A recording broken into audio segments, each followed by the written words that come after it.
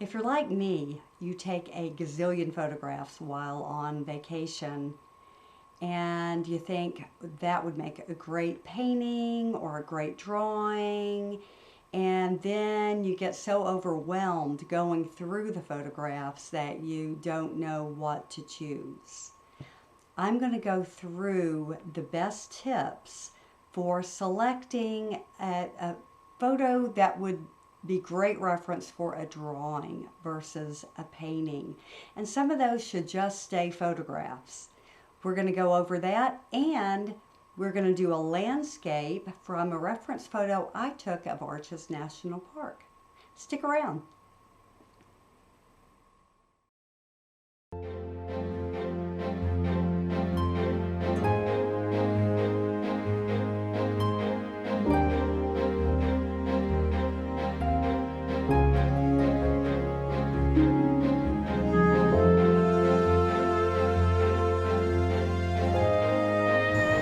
Come on and meet me in the studio.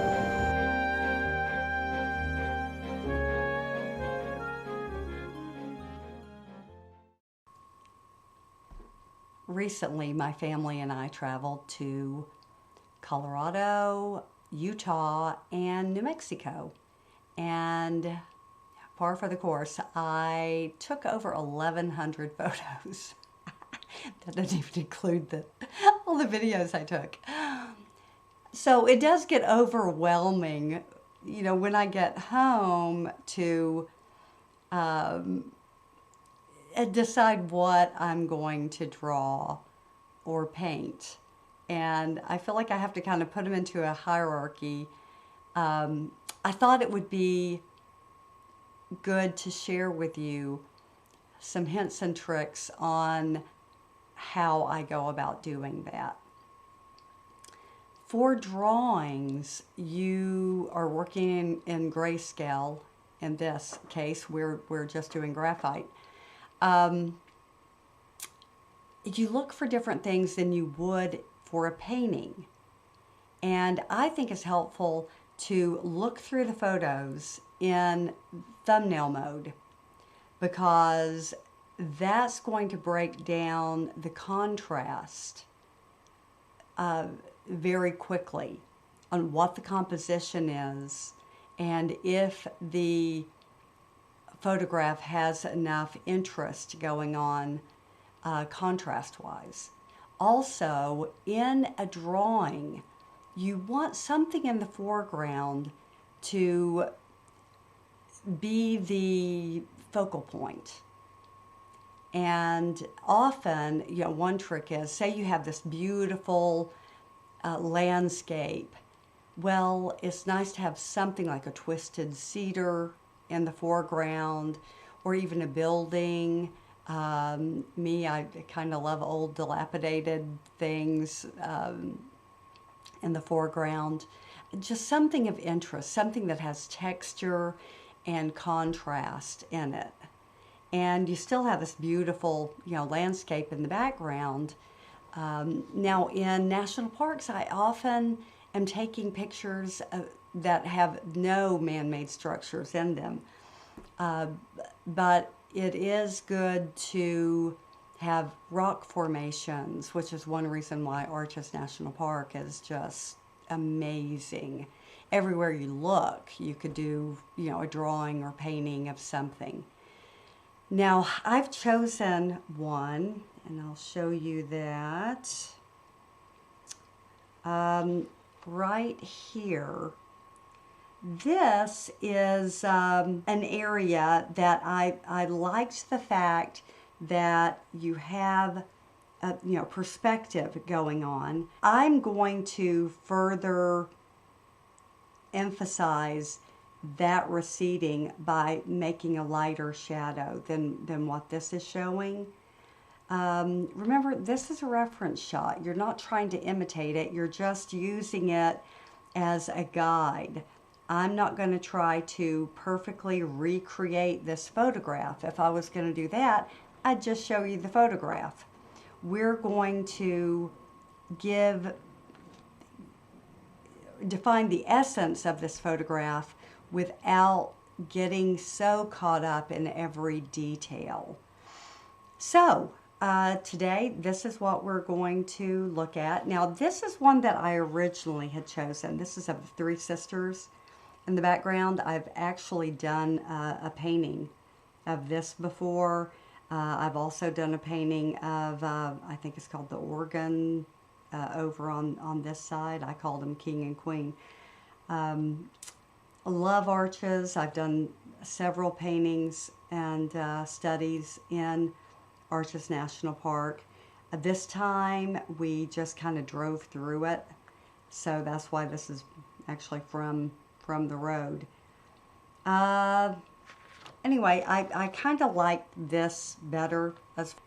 Now this is showing on camera as being really, really dark. I can see more detail in here than you probably can in this area.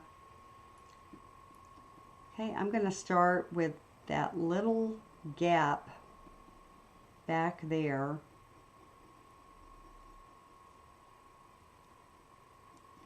Furthest point away.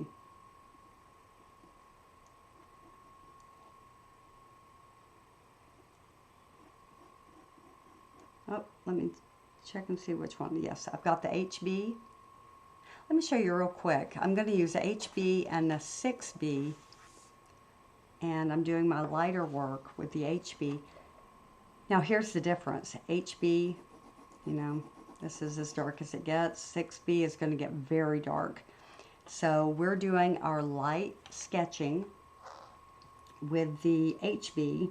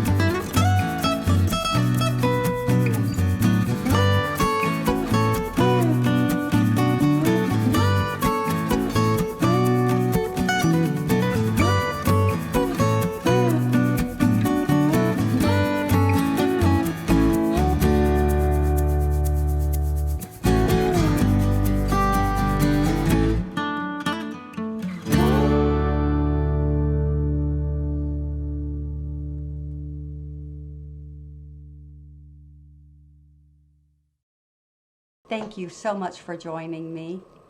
I'm going to put this drawing away, bring it back out tomorrow, and see what tweaking may need to be done.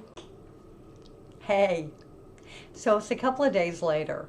I just went through this whole explanation of what tweaking I was doing to finish off the drawing and realized I had no audio.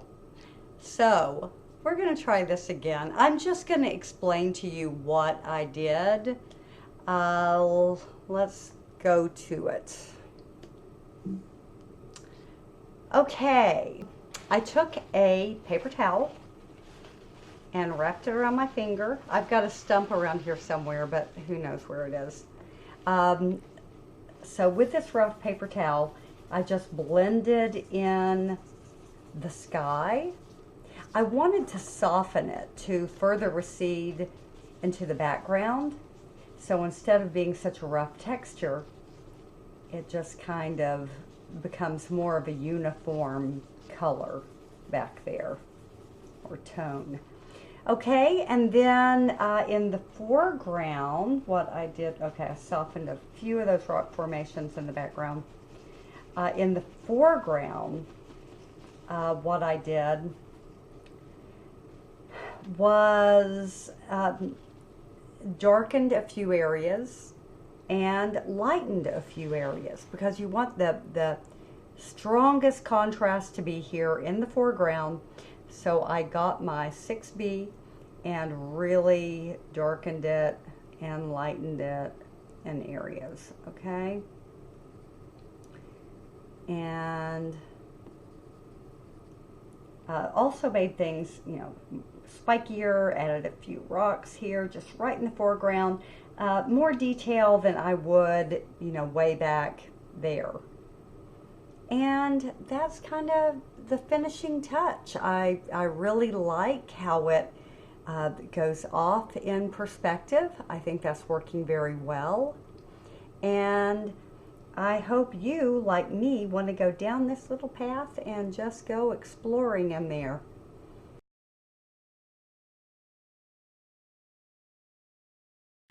I'm working on it, people. So thanks for joining me. And if you got anything out of this lesson, please hit the like button. Ask me any questions, make comments below. I will try to get to all of those. Subscribe if you haven't. I have lots of lessons lined up and a lot of exciting places that we're going to go.